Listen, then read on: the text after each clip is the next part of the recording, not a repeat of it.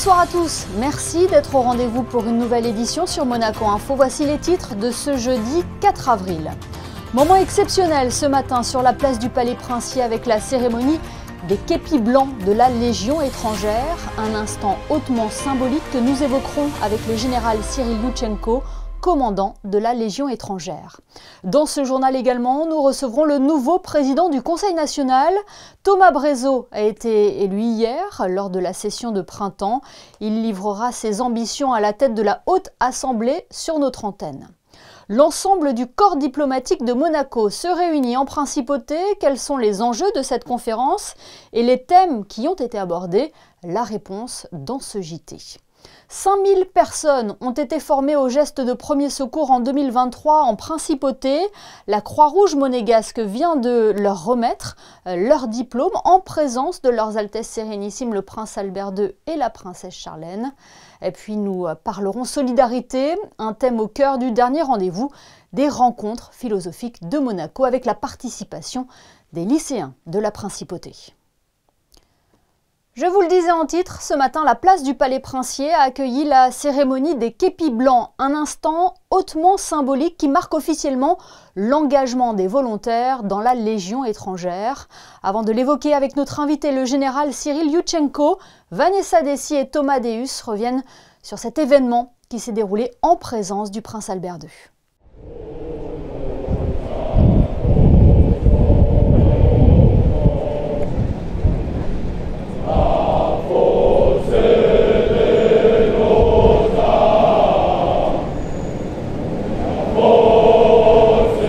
S'engager à la Légion étrangère, c'est être prêt à tout sacrifier et commencer une nouvelle vie. Chaque année, près de 1600 volontaires sont formés durant 4 mois à Castelnaudary en France. La sélection se fait naturellement. Certains n'ont finalement pas les compétences physiques ou mentales pour aller au bout de l'instruction. 20% des légionnaires confiés quittent généralement les troupes. Pour les autres, c'est avec fierté qu'ils reçoivent leur képi blanc, tout un symbole. La remise képi blanc, c'est vraiment le moment fondateur pour Monsieur Légionnaire parce que c'est en revêtant pour la première fois son képi blanc qu'il devient légionnaire, donc il accède à la famille Légion. Donc déjà en soi, c'est une seconde naissance. Il naît à la Légion étrangère dans sa nouvelle famille. Et ici à la principauté de Monaco, où naturellement, donc le cadre effectivement est déjà en lui-même prestigieux, magnifique. Le légionnaire, c'est un peu un aristocrate. Il y a une forme de noblesse chez Monsieur Légionnaire, qui lui vient justement de ce sens de la parole donnée, de l'esprit de sacrifice. Et puis on est quand même sur le rocher, et la Légion n'est-elle pas un petit peu ce roc, ce rocher sur lequel la France en général, et les armées françaises en particulier, peuvent s'appuyer depuis maintenant près de 200 ans.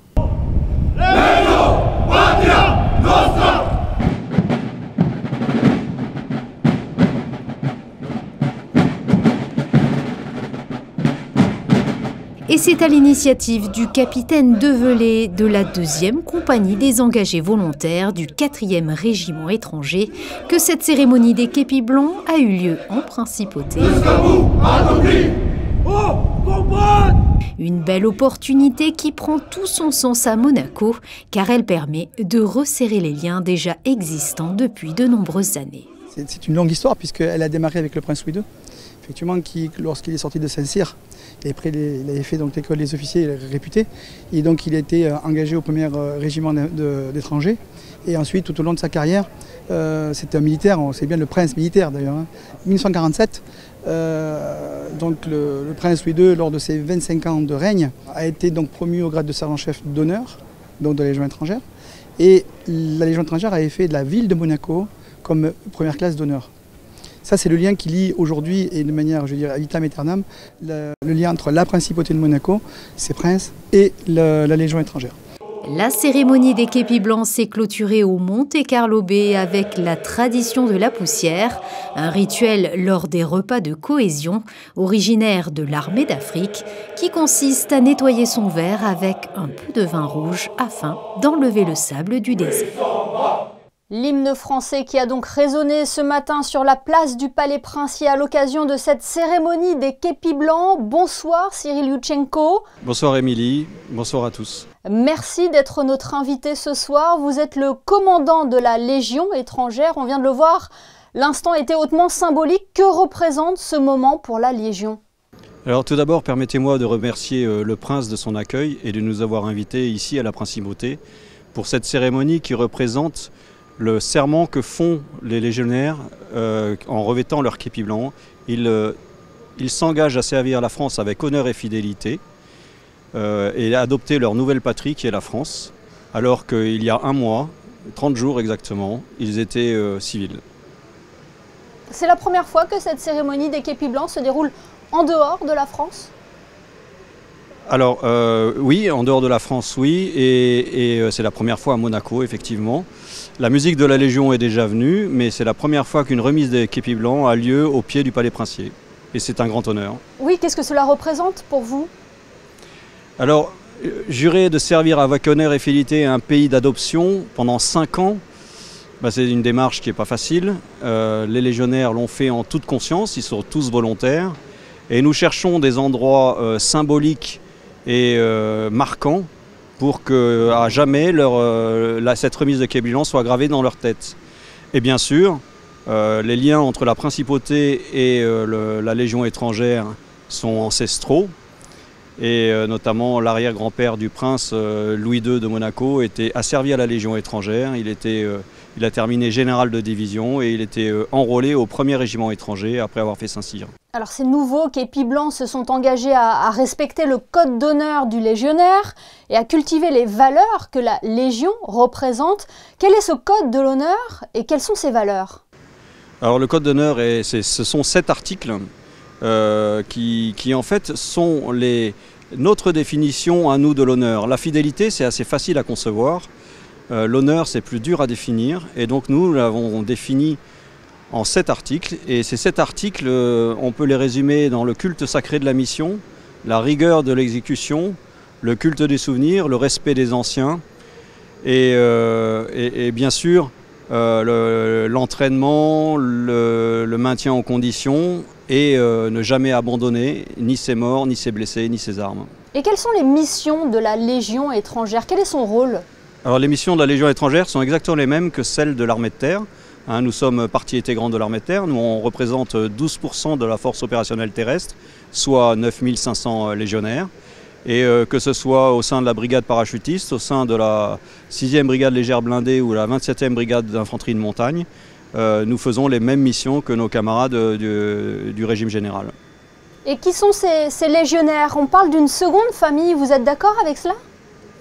J'espère que nous sommes bien une seconde famille. Un légionnaire qui vient de 147 pays différents et qui du jour au lendemain se retrouve en France avec parfois des kilomètres de sa propre famille, ici a besoin de retrouver la camaraderie, la solidarité, la fraternité d'armes qu'il a quitté de son pays.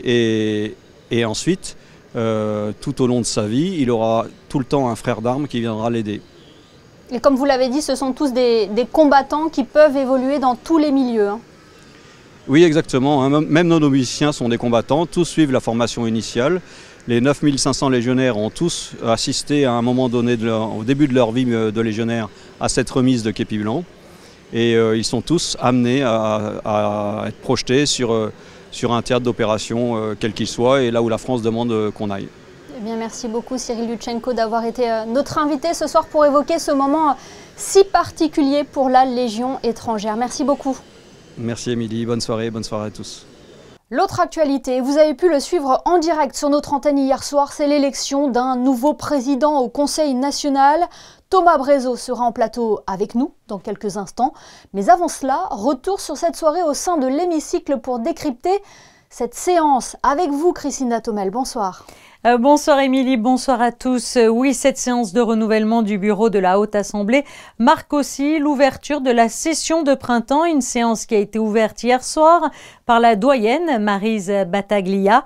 Le renouvellement annuel du bureau du Conseil national est un aspect quasiment unique dans les démocraties modernes puisqu'il laisse le choix aux élus d'accorder leur confiance au président et au vice-président pour une durée d'1 an seulement et non pas pour l'ensemble de la mandature, car si les Monégasques élisent l'Assemblée pour une période de 5 ans, tous les ans, les élus, quant à eux, choisissent la personne plus à même de les présider.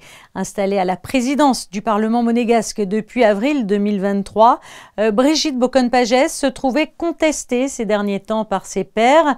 La première femme élue présidente du Conseil national a donc décidé hier soir de retirer sa candidature à l'élection de la présidence de l'Assemblée.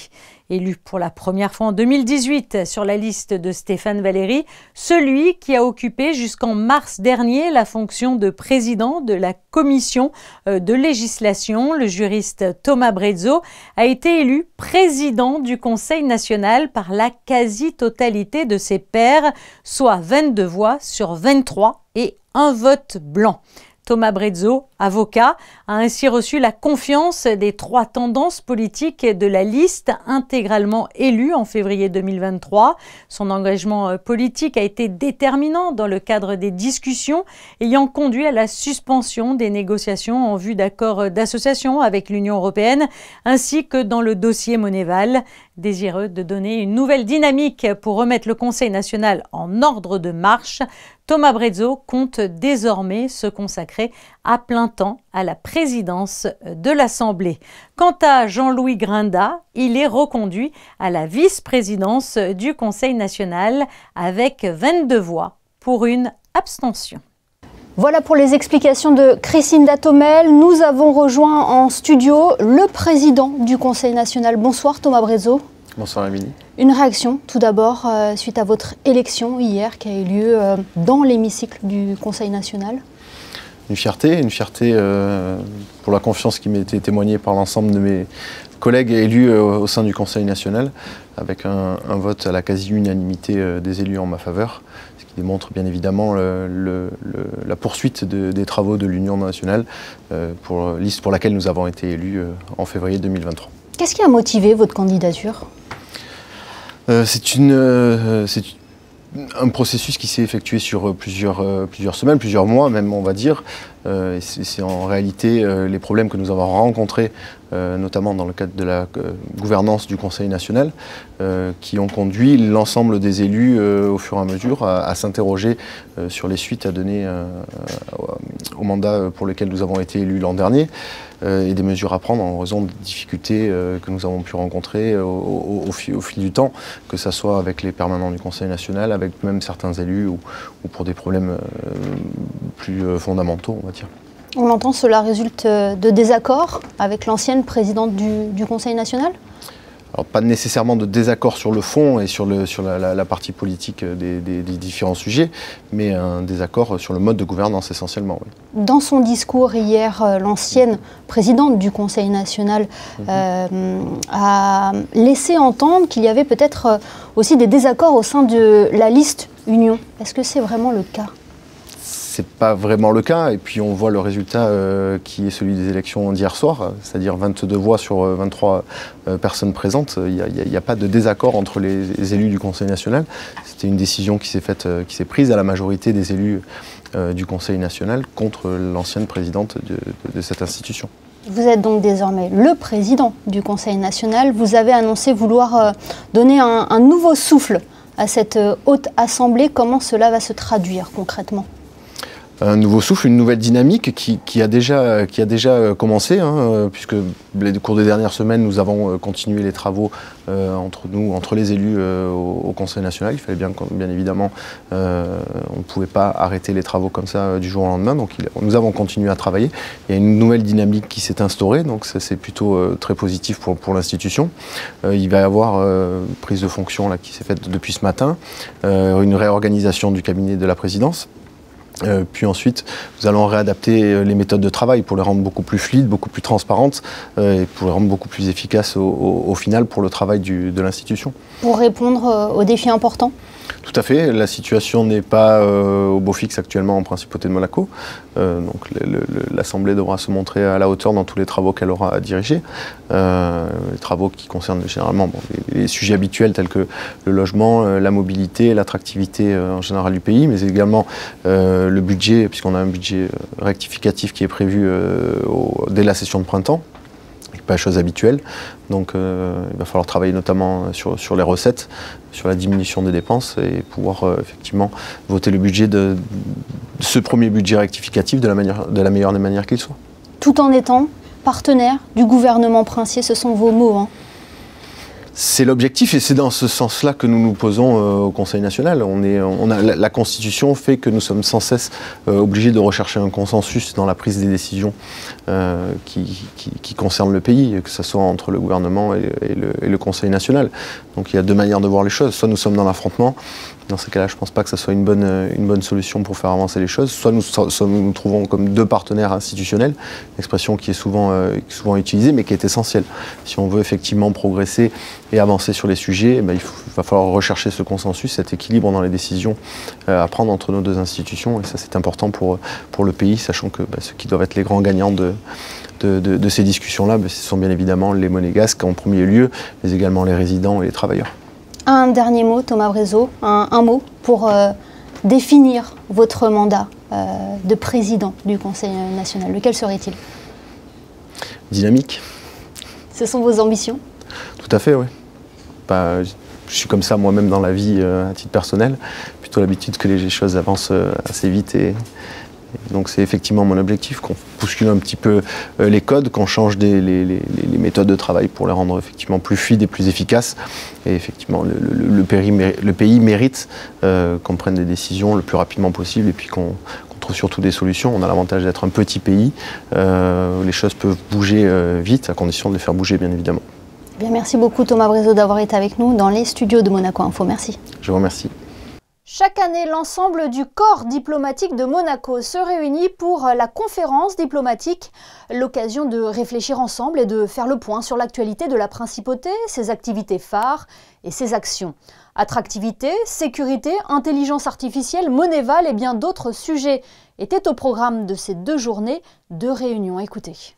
Nous avons été très sollicités ces derniers temps avec une actualité très chargée, je pense notamment à l'Ukraine, au Moyen-Orient, Proche-Orient, et je pense que c'est bien, moi je pars de cette conférence avec vraiment un sentiment qu'on est tous à l'écoute les uns des autres et qu'on arrivera vraiment à avoir une politique qui va s'affirmer et très unifiée. Au niveau des aspects que Monaco propose en matière d'attractivité sont très importants. On travaille sur le fond aussi bien sur de l'accueil, mais avec des propositions en principauté qui répondent à des attentes à travers le monde, je pense en matière de sécurité, en matière d'art, en matière de culture, en matière également de cybersécurité. Et puis, bien évidemment, Pierre-André Capori, le conseiller de gouvernement ministre pour les Finances, qui a fait un point très important sur le processus Monéval et toutes les actions qui ont été mises en place par la principauté pour répondre aux recommandations de Monéval. C'est important pour les ambassadeurs qui sont aussi les relais dans leur pays d'accréditation de savoir un petit peu où la principauté se situe dans le travail important qui a été mis en place. Venturilab fait un pas de plus vers la Lune. La NASA vient de lui attribuer un contrat afin de développer un rover lunaire dans le cadre du programme Artemis, une aventure spatiale exceptionnelle. Baptisé Flex, ce rover devrait permettre aux astronautes d'explorer une plus large partie de la surface de la Lune. Ce contrat vient saluer des années de travail et d'implication des équipes basées à Monaco, en Suisse et aux États-Unis. Le gouvernement princier a annoncé poursuivre son soutien aux commerces et restaurants avec l'application Carlo. Le dispositif mis en place en décembre 2020 rencontre un vif succès. Il compte désormais plus de 650 commerces partenaires et 65 000 utilisateurs. Au regard de ces résultats, le gouvernement a décidé de prolonger sa prise en charge des frais de plateforme jusqu'en mars 2025. 5000, c'est le nombre de personnes formées au premier secours cette année par la Croix-Rouge monégasque. Une partie d'entre eux a été saluée en recevant leur diplôme des mains de leurs Altesses Sérénissimes, le prince Albert II et la princesse Charlène. Une cérémonie qui marque l'importance de connaître ces gestes qui sauvent. Le reportage d'Alban Jean-Jambre et Hugo Comassa. Après avoir suivi scrupuleusement leur formation de premier secours, ils reçoivent enfin leur diplôme. En principauté, tous les élèves sont sensibilisés à ces gestes qui peuvent sauver des vies. On a eu quelques cours pendant peut-être 3 semaines, pendant 4 heures, des cours de... En fait, c'est comme une formation, en fait, avec certaines personnes de la Croix-Rouge qui nous enseignaient les gestes de secours ou des gestes qu'il fallait faire en cas de besoin. Et ça nous permet du coup de sauver des vies. Comme je suis professeure des écoles et que je suis maman d'un petit garçon, je voulais vraiment apprendre les gestes des premiers secours au cas où il arrive quelque chose. Je me suis rendu compte que c'était important et surtout qu'on avait des informations erronées de ce qu'on doit faire ou ne pas faire surtout. Ça me rassure et ça me donne envie d'aller plus loin et de rentrer comme bénévole dans la Croix-Rouge monégasque. La connaissance de ces gestes est capitale. Il existe différents niveaux de formation. C'est une des nombreuses missions de la Croix-Rouge. La base pour avoir quelque chose de complet, c'est minimum 24 heures. Il faut saluer les gens qui spontanément viennent se former pour leur sécurité personnelle. C'est ce qu'on appelle le premier témoin de la chaîne de secours. On a beau avoir des secouristes militaires formés, pompiers qui interviennent très vite, dans certains nombre de cas, notamment les étouffements, les hémorragies, un arrêt cardiaque, les quelques minutes nécessaires à l'arrivée de l'ambulance sont vitales. Il est aussi essentiel d'entretenir ses connaissances. La Croix-Rouge invite les personnes déjà formées à suivre un recyclage tous les 3 ans. Oui, on rappelle que ces formations au premier secours sont gratuites. En principauté, une volonté du président de la Croix-Rouge monégasque, le prince Albert II. La solidarité était au cœur du dernier rendez-vous organisé par les rencontres philosophiques de Monaco. Des philosophes et des organisations à vocation sociale et solidaire sont allés à la rencontre de lycéens de la principauté pour évoquer avec eux les enjeux actuels. Plus de détails avec Christina Thomel et Lionel Bernardi. On peut être différent et solidaire. Par exemple, au rugby, il nous faut des grands, des gros, des rapides, des moins lents, des techniques, des maladroits, mais ensemble, ils ont un but commun. L'objectif de cette rencontre, discuter avec la jeunesse de questions de solidarité et d'enjeux philosophiques, les deux partageant des points communs. Et pour les philosophes, le renouvellement de la pensée passe forcément par les adolescents. Il était donc essentiel d'aborder certains sujets, leur fraîcheur étant une manière stimulante de se reconnecter avec ces enjeux contemporains, car associer la philosophie aux associations caritatives est une évidence. Ça se combine bien, mais je résisterai à la tentation à laquelle pourraient céder certains d'opposer théorie et pratique avec des intellectuels d'un côté qui seraient que intellectuels et puis des acteurs sociaux qui seraient que tournés vers des pratiques. Je pense qu'il y a beaucoup d'intelligence dans les pratiques. Je pense que la pensée aussi est une pratique. Et donc de ce point de vue-là, on se retrouve assez aisément, oui. J'ai beaucoup aimé le monsieur avec qui on a parlé, qui nous a parlé de l'association avec laquelle il travaillait, la MADS, où ça nous a apporté un point de vue sur ce qu'il fait, les actions qu'on peut faire pour nous plus tard. Et ça nous a beaucoup plu. Et ça nous permet pour plus tard déjà de nous projeter dans un avenir proche sur ce qu'on peut faire. Et ça nous offre aussi d'autres possibilités pour nos métiers. C'était vraiment une belle expérience d'échange et puis d'être en capacité aussi de faire passer quelques messages autour de la notion de liberté ou de l'empathie, du care. Ils ont des cours sur la justice, le droit, la politique, mais ce que j'aimerais voir avec eux, c'est ce que ça signifie au quotidien pour eux. La justice, comment par exemple ils se préoccupent d'enjeux de justice plus internationaux, plus globaux, et en particulier si on pense à la MAD et au travail de la MAD, est-ce qu'ils pensent finalement à la situation de personnes qui sont dans des pays très éloignés, qui sont dans des situations de pauvreté, des situations très difficiles. La philosophie, c'est une discipline qui continue à avancer, qui a ses problématiques classiques, mais aussi des problématiques nouvelles. Et ça permet aux élèves de voir cette discipline vivante.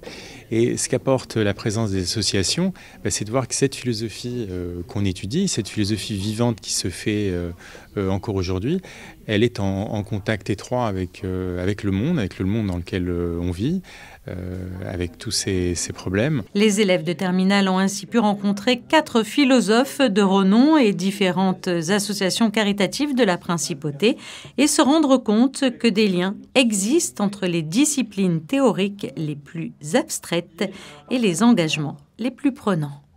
En sport, on connaît les joueurs bénéficiaires d'une wildcard pour le tableau final du Rolex Monte Carlo Masters. Elles ont été attribuées À Gaël Monfils, Stan Wawrinka, Matteo Berrettini et au joueur de la Fédération monégasque de tennis Valentin Vachereau.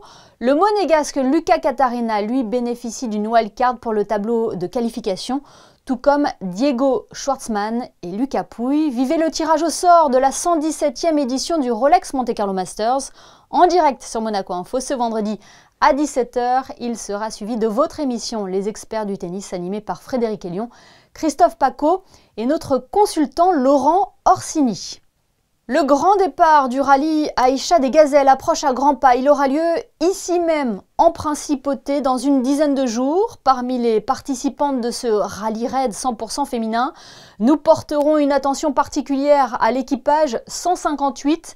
Les Suricates de Monac, composés de Céline Cotalorda et Sylvie Bertrand, ont présenté la voiture qui les conduira sur les pistes du désert marocain. Elles soutiendront durant leur aventure la fondation Panzi. Le dernier numéro de Code Sport Monaco vient de paraître. La couverture du numéro 70 met à l'honneur la nageuse Lisa Pou, première monégasque qualifiée pour les Jeux Olympiques de Paris. Sa performance a d'ailleurs été honorée par le prince Albert II en personne et Yvette Lambin-Berty, secrétaire générale du comité olympique monégasque. Sébastien Dervieux, licencié au sein de l'AS Monaco Natation, vivra lui aussi les Jeux à Paris. Il a été sélectionné en qualité d'arbitre international de water-polo. Il vivra sa deuxième expérience olympique. Rejoignons Christinda Thomel à présent pour vos prévisions météo. Quelle est la tendance pour la journée de vendredi, Christinda ? Vendredi sera une journée ensoleillée, les températures monteront jusqu'à 17 degrés et une très légère brise soufflera tout au long de l'après-midi. Demain, nous fêterons les Irènes. Merci Christinda et merci à vous de nous être fidèles chaque soir. On referme cette édition avec les photos de Stéphane Dana qui a assisté à la cérémonie de remise des képis blancs de la Légion étrangère. Demain, retrouvez Yannick Debever pour votre JT. Excellente fin de semaine à tous sur Monaco Info.